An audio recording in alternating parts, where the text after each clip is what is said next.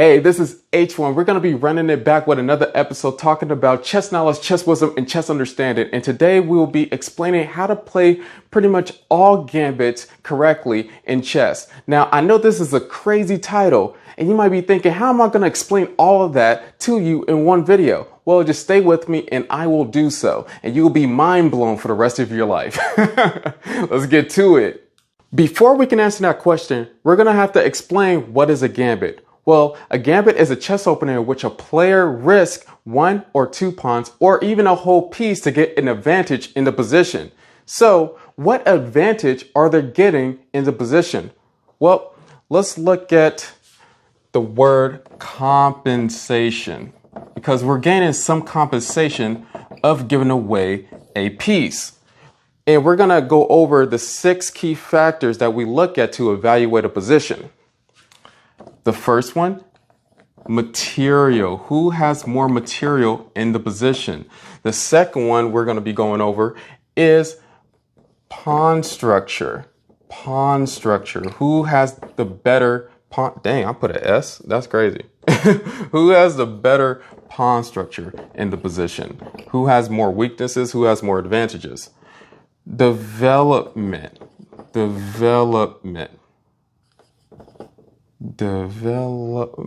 I can't spell. What the heck? Development. Or time. Who has more pieces developed in the position?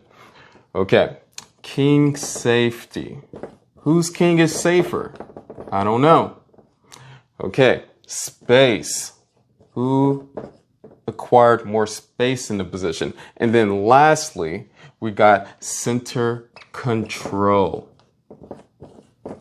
Center control. All right. When you look at all of these, we got material, pawn structure, development, king safety, space, center control. Whoever obtains most of these is pretty much winning the position. And this is how we evaluate each position. All right. Now, when it comes to gambits, we're sacrificing one of these to gain more of the other. What are we sacrificing of this list to gain more of the other? Well, like I said, you're risking a pawn or a piece to gain an advantage. So you're sacrificing material. Let's just put a minus near material. Since you're sacrificing material, what are we gaining? What advantage are we gaining? Well, most likely, you're usually gaining an advantage of development. Okay, this is the star one. Out of all of these, you're usually going to gain more development or time in the position. And then you can develop, have the advantage of center control, space, or king safety, or pawn structure. But it usually revolves around development and time. And when you have more development and time, then that gives you an initiative, okay? But what is initiative in chess? What is initiative? That's the question we got to answer, because since we gain more development, more time, more pieces are out, we gain an initiative over our opponent. What is initiative? Well, initiative is the ability to force matters. All right? And let me just capitalize that A because everything else is capitalized and that I is, man, I'm going to have to get my writing in check. Hey, don't look at my writing. Just look at what I'm teaching, okay? So initiative, the ability to force matters. Oh my goodness, I can't even write. It's an extra T. Goshly, I can't even write. I'm keeping this in there. I don't even care. I need to get better and stop being lame. But the ability to force matters. And since we're forcing matters, that makes us the boss of the position. Now, one key thing about initiative is that initiative is temporary. Initiative can go away if you don't take advantage of it. That's why it's important for you to take the opportunity to control the position, make that initiative into something else, gain a positional advantage, or do a tactical motif to gain something else from the last list evaluation, gain a better pawn structure, gain maybe an attack on the king so their king safety is whack. Pretty much when you get initiative, you're supposed to be making their position lame and your position better. All right. What are the pros and cons of playing gambits though? Let's go over that. Let me wipe this off. All right. Yeah, I'm not editing this out. I don't even care. It's nostalgic to hear the board being wiped off and written on, especially everybody who's older than 18, who's out of high school or college. You used to sleep in the class and be like, man, that sounds good. I can sleep through that, even though you're not supposed to be sleeping because you know what? I'm not going to go all into what's nostalgic or not. I don't know. I probably got some people listening here that were really good in school and stayed awake. Clearly, I didn't. But anyway, pros and cons. What are the pros and cons of playing gambits? Well, the first pro is basically playing aggressively. You get aggressive play. All right. Aggressive play is really important. And it's really important if you're an aggressive style player. Aggressive style players don't like boring positions or mundane positions that can happen on a chessboard. If this fits your personality, then gambits are for you. The second thing is you pretty much grab a lead in development. Grab a lead in, let's just say time. I'm not gonna write out I'm not gonna write out development if I don't have to. You grab a lead in you grab a lead in time, and when you grab a lead in time, then that gives you initiative, pretty much. And so the third thing that is pretty important is you put your opponent on the defensive. Put opponent on the defensive.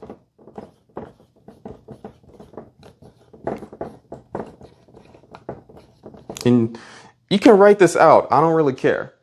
But these are the 3 pros of playing gambits in chess. And it's really important because once we go over the cons, you're going to be like, okay, those are the disadvantages. Those are the disadvantages of playing gambits. And so, you're going to have to rule for yourself if learning gambits is right for you. Now, the cons. First of all, these are some big cons. Now keep this in mind because these are pretty much what guided me away from playing gambits in my career. But anyway, one of the cons is you're down in material. You're down in material. That's a big con. The second one is basically the initiative you obtain is temporary. Temporary initiative. And since your initiative is temporary, then that forces you to having to create some threats. And sometimes you create as many threats as possible in the position, but it's not good enough. All right. And when it's not good enough, then you have to find some other way to equalize the position because you're down a pawn. If your initiative doesn't work and you don't gain anything else, then you're just simply down a pawn and you have the worst position. So you could be playing a gambit in the opening and playing a solid middle game. And if you don't create anything because your opponent is a great player and they play some great defensive moves, you're just in a worse position and you have to defend a worse position throughout the entire rest of the game. Third thing, and this is a main one, and this is kind of what I do towards gambits. Most people decline gambits. Most people don't even play against gambits because they don't want to study all that theory when they accept a gambit. Now, there is a principle that says if you want to beat a gambit, you accept it. But most people online don't even accept gambits. They decline it. I know I decline gambits and I know how to do it pretty well. So those are pretty much all the cons. And on that first one, you're down to material. When you're studying gambits and studying games, just know that chess engines are already against you since you sacrificed a pawn. They don't understand that you're trying to sacrifice a pawn for quality chess pieces, for more time, for more development. So they're going to be like, well, you know, we know kind of what you're trying to do, but we like material way better. And those are chess engines. Since we got through all that part, now we're going to get into pretty much some games, some examples on gambits of sacrificing material for more development for an initiative. Okay, let's get into it. All right, so we're going to be going over some examples of gambits. And these are miniature examples. They're not very long, but they kind of give you the pure essence of what a gambit should look like. All right, you get compensation, you sacrifice material, you get development, and then after you get development, that should give you initiative to kind of put pressure on your opponent. And then it kind of depends on if they want to survive or not, if they're going to play the best moves. Let's get into the game. White is Captain William Evans, and then black is Alexander McDonald. And just remember, these aren't accurate openings. This is before chess engines. This game was played pretty much in the 1900s, or actually before the 1800s. These openings aren't accurate and probably won't be a good idea to play it. So remember, study your openings. Don't base your openings off these games of old. All right. The game started out as e4, e5, knight f3, knight c6, bishop c4, initiating the Italian game. And after bishop c5, b4 is when the gambit starts. This is called the Evans gambit because we're sacrificing this b4 pawn. Now black can decline it by doing bishop b6, but that's not as fun. That's the coward's way of playing chess. Let's just accept the pawn. Let's come on. Let's accept the pawn. What's the worst white can do? So we sacrifice material already in this position. We sacrifice material. Let's put a minus by material. White's next move was c3. And after c3, black played bishop c5 because we did c3 targeting to the bishop, which was an immediate threat. And so we're gaining some initiative in the position after we gambited the b2 pawn. After c3, notice what is happening here. Notice what is happening here. We got this. We opened this kind of diagonal for our queen to go queen b3. We can have an immediate effect on the f7 pawn by going queen b3 if we wanted to.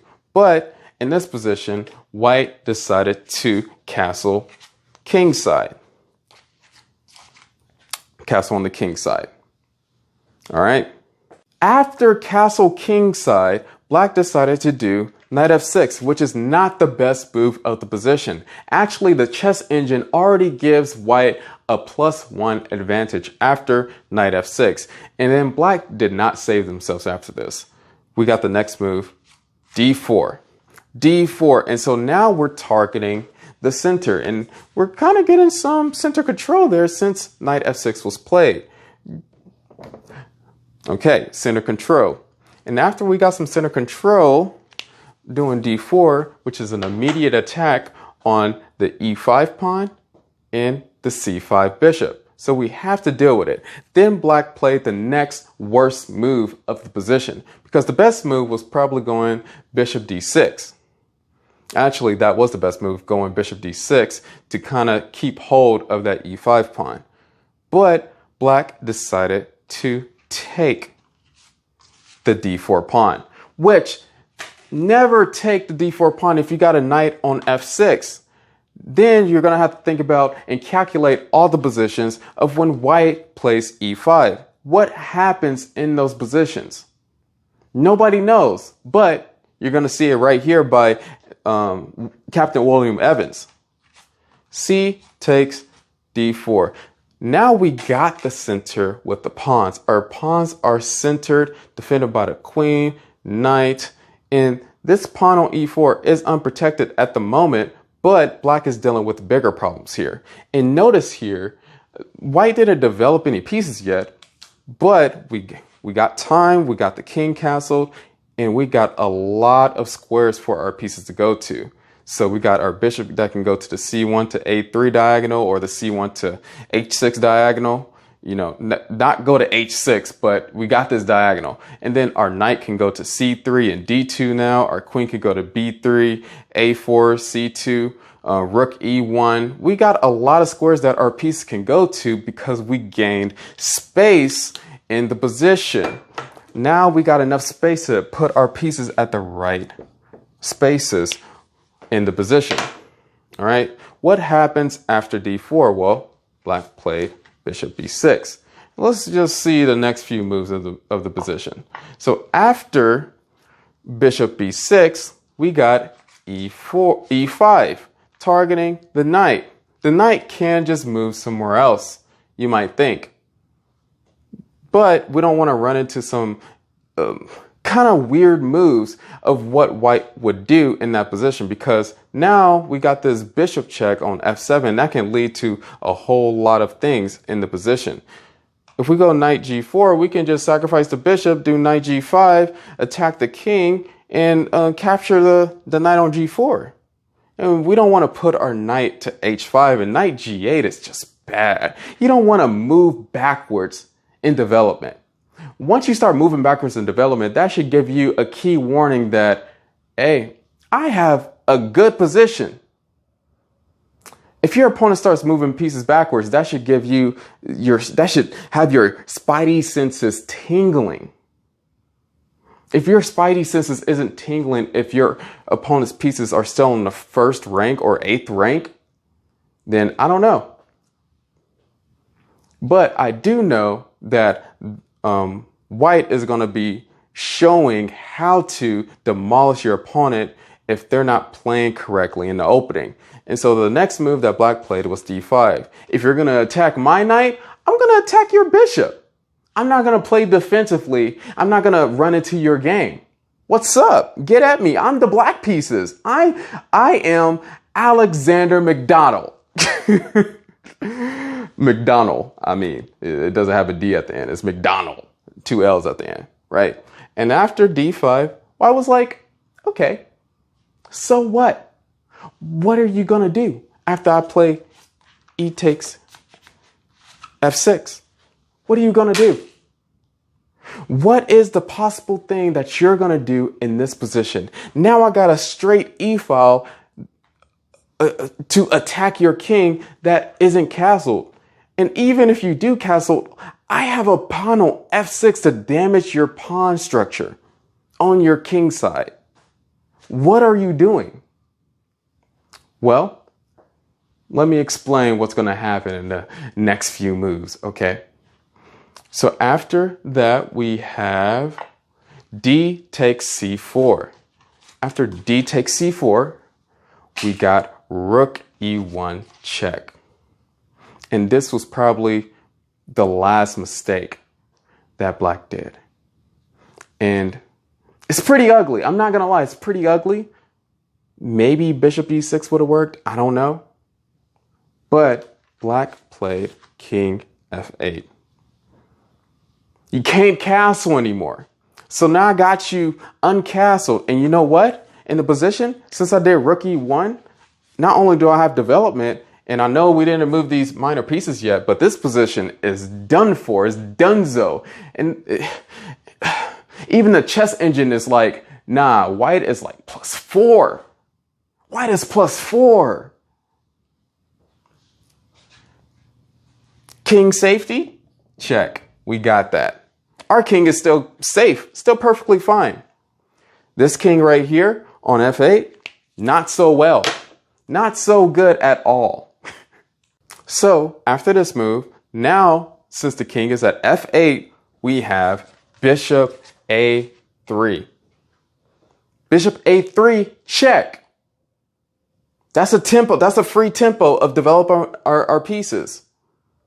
Black is not castled. Black's pieces are still on the back rank. This rook is pretty much out the game, so black is pretty much playing without a full rook. After bishop a3, check, king g8, d5, the threats are flying. Remember, when you're playing a gambit, you want threats to be like after each move. You want your opponent to feel every threat that you're throwing at them. After d5, knight a5, knight on the edge. So now this knight is just out the center. White is clearly controlling the center in this position. We're gaining another, we just gained another thing. Even though our pawn structure is trash, their king is off balance and the black pieces are horrible, like really horrible. And after knight a5, we have bishop e7.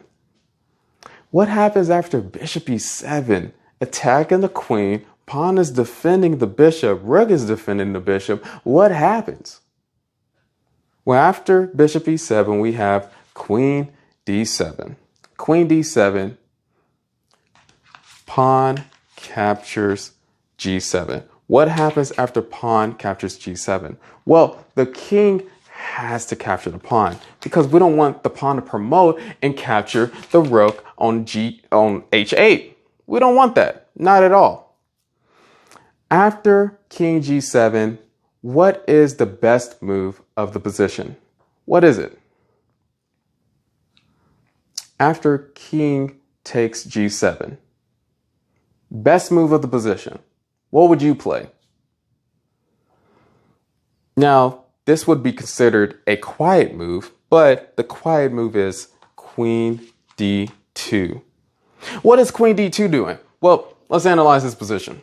We got this bishop on e7 doing a heck of a lot of work. We got this knight doing a lot of work. You know, you never know when this knight is going to hop to g5, e5, or d4. Yeah, these pieces are not doing much, but white doesn't even need these pieces. That's how much of an attack white has right now. And that's how much of a disadvantage you're at when you don't have good king safety. So remember, king safety is important. After queen d2, we're threatening checkmate and one queen g5, attacking the king. So after queen d2, black had to stop queen g5. So what do? We do queen g4. I'm going to get on the file before you. What do you think this is? I'm going to get on the file before you and I'm going to stop you because you think you're doing this. You think you're all good. I can stop all of your threats. I don't really care what you're doing. That's what black is saying. I don't even need these pieces. Who cares? All I need is my queen. Well, queen f3. I mean, not queen f3, queen c3, check. Queen c3, check. King g8. What happens after king g8? Well, now it gets pretty dicey after queen h8 bomb. Check. Black is forced to capture the queen on h8. Do you see the checkmate in 2? Bishop f6. Queen defends. Either way, king g8 or queen defends, but in the game, queen went to g7, rook e8, checkmate. It's ugly, I know. Everything about this position is ugly and it's beautiful at the exact same time. Let's move on to the next game. So we got the next game by Max U against Glass. I don't know how to say that name. Bergsma? We're going with Bergsma. Okay, we're starting with e4, e5, knight f3, knight c6. Yeah, I know, another e4. So what? It's the easiest games to find. And everybody back then in the past, this was like 1950 something. Everybody in the past played these type of e4 gambits. It happened, all right? After knight c6, we have bishop c4, knight f6, and then d4. The gambit. What gambit is this called? Well, shoot, let me just get this correct right quick. This is the Scotch gambit. The Scotch gambit, this is. I'm not going to try to say the other part. I want to keep it as simple as possible. But this is the Scotch gambit doing d4. Black accepted the gambit. Because, and we're not just going to take back. Because we can't just take back and then it won't be a gambit, right? But we're doing castle kingside. And that's what makes this a true gambit, because we're not trying to get that material back, but we decided to do more development. So now, since we castled, we're ahead in time. Plus, we got more king safety now, since the black king hasn't even castled yet. What's the next few moves of this position? Well, let's go over them right quick. Black's next move is bishop c5. And after black went to bishop c5, we've seen e5. Black is up a pawn, and we got e5 in, and now this knight has to move. The knight moved to g4. After knight g4, instead of playing some bishop sacrifice or whatever, just to get one flimsy pawn back, we did c3. Not we, but Max U did c3, offering another pawn for black. Did black accept this pawn? Well, let's see. We got d5. We got d5. And after d5, we have an en passant in the position, which, if you don't know what an en passant is, go to my previous video. I have a short on what an en passant is. E takes d6. After e takes d6, queen takes d6, which is somewhat of a blunder in this position, because the best move is just for black to castle. And that's what happens when you're playing against a gambit, because you don't know when to give that material back to get back in development to catching up with your opponent. Why is queen d6 a bad move? Well, let's go ahead and go through it right quick. Rook e1.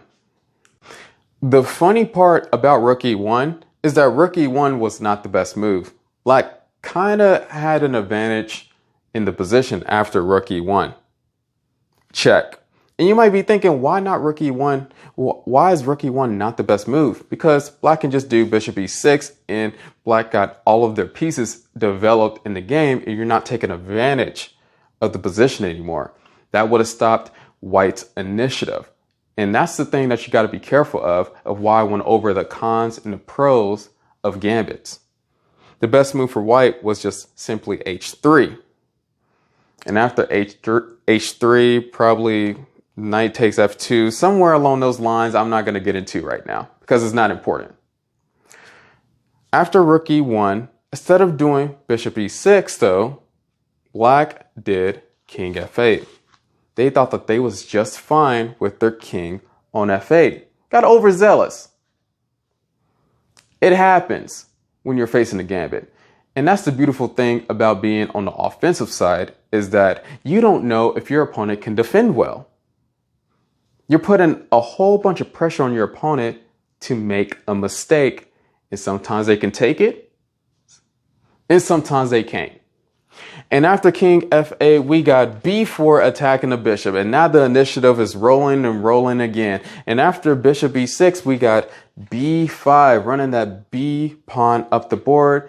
Knight c e5. What is going on here? Another blunder by the opponent, because after knight takes e5, right? Knight takes e5, we have bishop a3.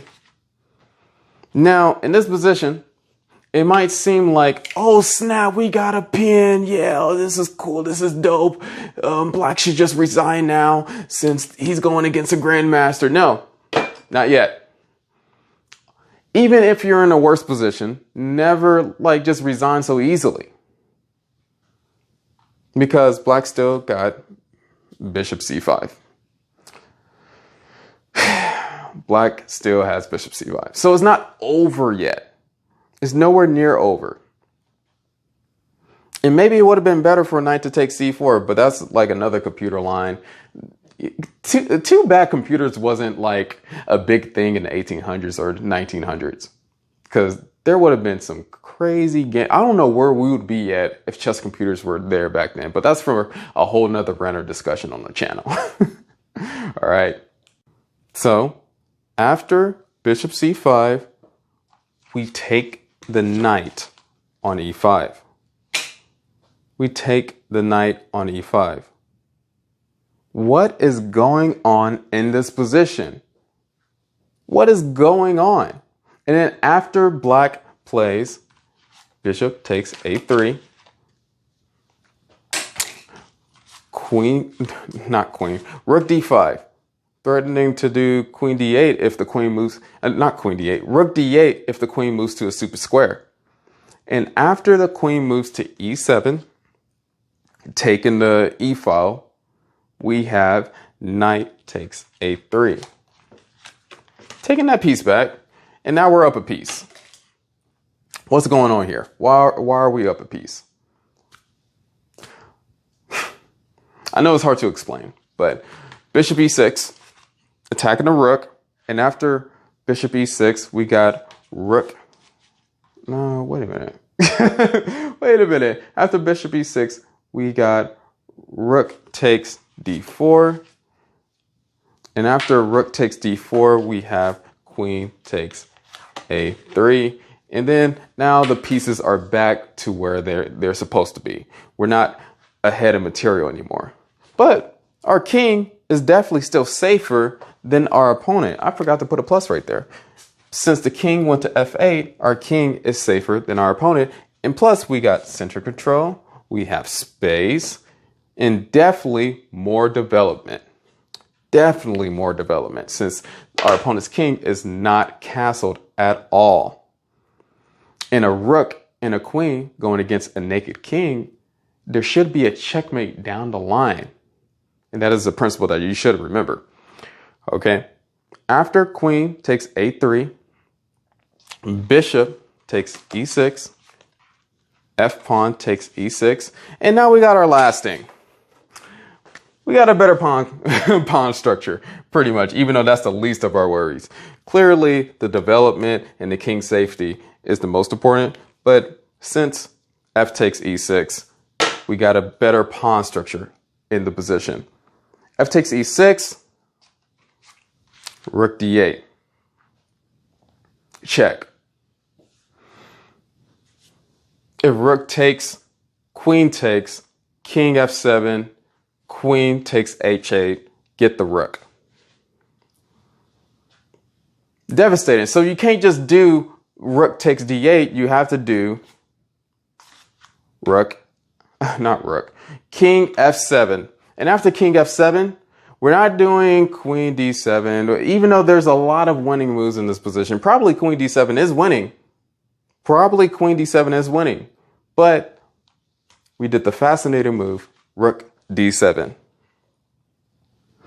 And black resigned in this position. Because if we move up, we already know that's devastating. Because the queen can go to f3, g4. We know we don't want those problems. If the king moves to e8 or f7, queen f3, checkmate is going to be on the board. The best move is king e8, but then you're going to have to deal with rook takes g7. Rook takes g7. Crazy move, crazy position. And let's say like black tries to get back into position and trying to stop queen to go to d7 by doing rook d8. Then we have queen h5, checking the king. Queen h5, checking the king, and queen f7 is going to be checkmate on the board, which is crazy. It's crazy. It's insane of what type of games they played. But yeah, that's the end of this position because this is over. This is donezo, and that's the power of a gambit. Okay, so we have our final position that we're going to be going over. Not the final position, but the final game we're going to be going over. And we have Tolsep against Paul Keres. Paul Keres is the black pieces. Tolsep is the white pieces. D4, not D5. D4, knight F6, C4, E5. Budapest Gambit. Budapest Gambit time. You know what the Budapest Gambit is? It's a very energetic opening. You get pretty much some counterplay against the regular setup, which people who play D4 generally want to play like Queen's Gambit decline type of positions. But we switching it up with E5. Budapest Gambit. Take pawn, knight G4, targeting that pawn. And we're just gambiting one pawn. And we're the only piece, we got the only piece in the position that is developed. White wasted time taking this pawn, and now either white has to defend this pawn or give the material back, which people who plays against gambits, most beginners don't like giving material back. So you're going to do very well in like the under 1600 type of levels. Bishop F4, protecting the pawn. I'm not giving you that pawn back. What do you think this is? That wouldn't be fair. You gave it to me fair and square. What is that? Knight C6, threatening the pawn again. After knight C6, we have knight F3. No, I'm defending the pawn again. You're not taking my E5 pawn. I earned that fair and square. I earned that fair and square. Like, what do you mean? I want my cake and I want to eat it too. What you mean? After knight F3, we got bishop C5. Now we're attacking this F2 pawn. Now we got different problems that is arising in the position. White played E3, and then we got F6. Not the best move in the position, not gonna lie, because bishop E4 checking the king was the best move. But this is back in the past. They didn't have accurate chess openings back then, so, you know, F3 was a very energetic gambit type of play. And gambits were really popular back in the older days. Nobody wanted to be on the defense. Everybody wanted to be aggressive. And that's why I encourage people in these times to be aggressive rather than being super passive and defensive, because you're not going to get anywhere defending if you don't know how to attack your opponent. Even though you should know how to defend too. It's clearly a balance. F6, E takes F6. So not only was white trying to defend that E5 pawn, but now we got greedy and took the pawn. Queen F6, which, let me see here. White, I think, has a 2-point lead, 2-point advantage. So that was the correct move. Not gonna lie. White was feeling pretty well. Probably saying to himself, like, you know, I'm going to win this position easily. 2 free pawns, yeah. But the thing is, you got to be like really careful against people who plays gambits. Queen C2 was not the best move of the position. It was an inaccuracy. D6, getting the bishop out, because we don't want to waste our initiative. I mean, we got some powerful pieces. We got these 2 minor pieces. We got the knight. We got the queen out on this diagonal, attacking this B2 pawn. And now we just need our bishop to come out to F5, get a free tempo. We're all good. We're Gucci.